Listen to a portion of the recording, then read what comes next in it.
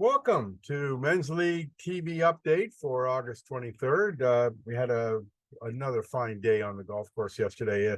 The weather was ideal. Gee, we couldn't get much better than that. We've been very, very lucky after the miserable start we've had this year, so I'm very thankful for that. Hey, Fraser Smith tied a season low last night, shooting a net 26. He even had a birdie, and he had I think he had a par on number 8. He had a 17 handicap last night, and shooting a net 26 gave him 27 points.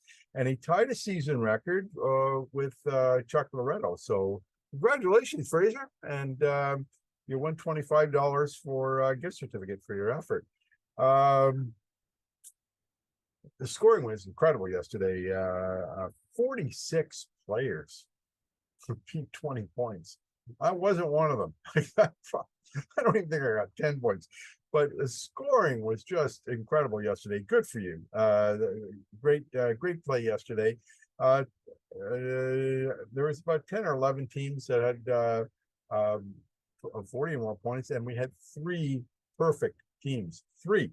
Now, we're going to talk a little bit about team play this week because the bubble, you've got one more week for the playoff pick for your seeding, and it's very, very close.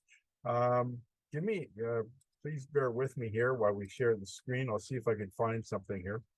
Where is the team play? Where are we, guys? Team captain's report. There it is. Where is the team captain's report? There we go. And top total scores. There we go.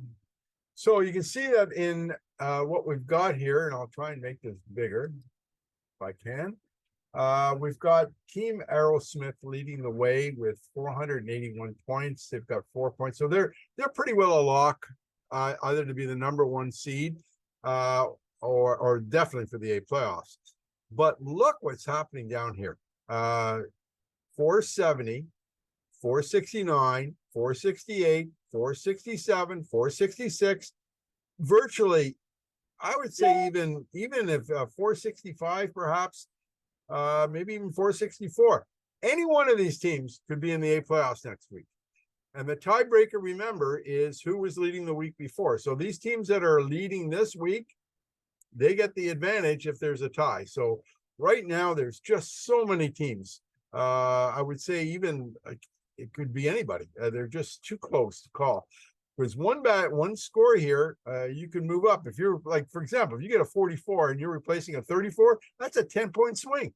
Goes right up. So good luck to all the teams to make the A playoffs this year. It's wide open right now. Similarly, for the B playoffs, again, very, very close. Look at this, 462 to 542. Any one of these teams could climb up.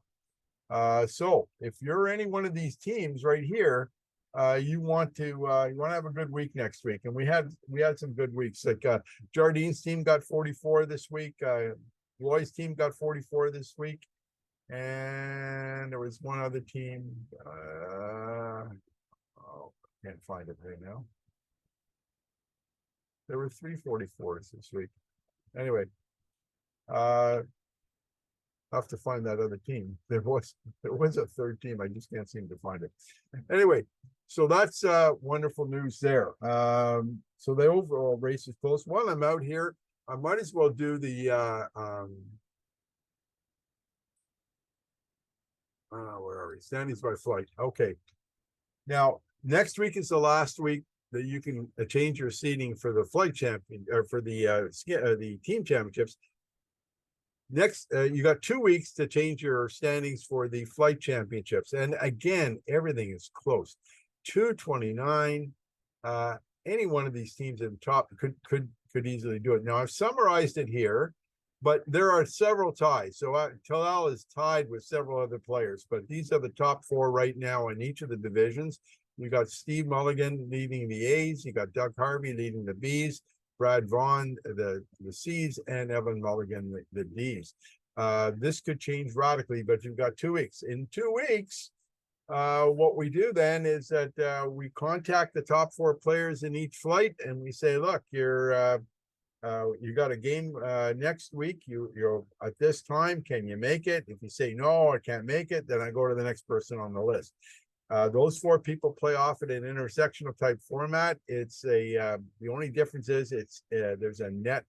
It's a net in this format, so your handicaps for men's league count, and it's 9 holes. Whoever wins after 9 moves ahead to the following week and plays the winners of the other 3 flights. So it's a lot of fun.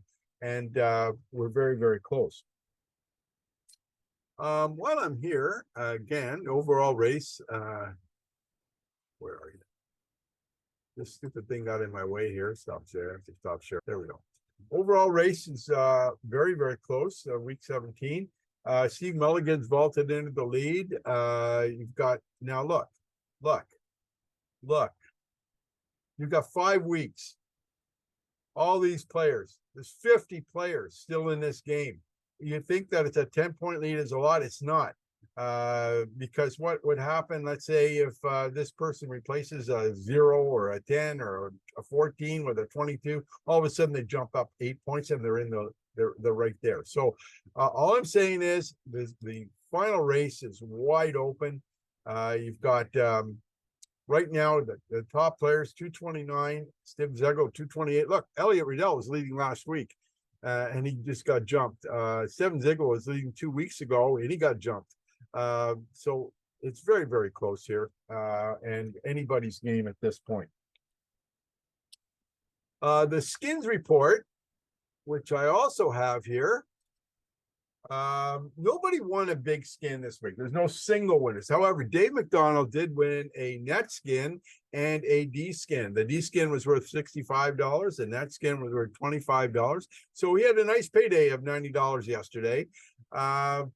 Jared Coyle won another skin. Good for Jared. He won $50 along with Steve Zegel and Jaden Prue. Jaden got an eagle on number 5, by the way. Congratulations. And in B and C skins, each are worth $50. We have several winners there.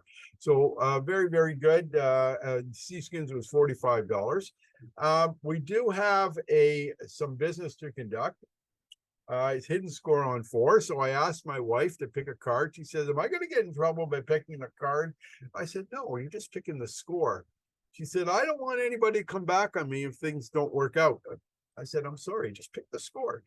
So my wife picked number 3, and there were 4 players on number 4 who birdied it. They are David Denny, Gary Dorkin, Doug Harvey, and Brad Vaughn. And right here, you're going to see the name of one of these people are going to win $25, and the winner is Brad Vaughn. Brad, you won $25 for your hidden score number 3 on 4. So congratulations on that. Fantasy golf, Mackenzie McDonald now lead in one year, his week yesterday, but also now leads fantasy golf. So that's another thing we should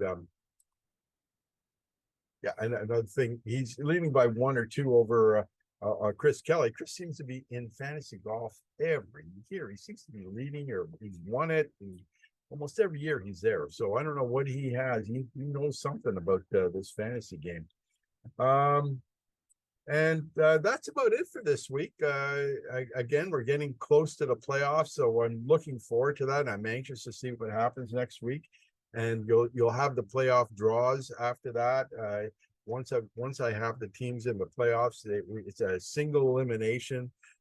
2 weeks from now, you'll be playing off your top 2 scores of your team against the other team's top 2 scores, and whoever wins moves on forward. If it's a tie, the higher seeded team moves on. That's what the regular season's for. That's why you want to finish as high as you can, because you break all the ties by doing that. So looking forward to the playoffs. It's like a March Madness for a whole month, so it's great. Hey, until next week, everybody play well.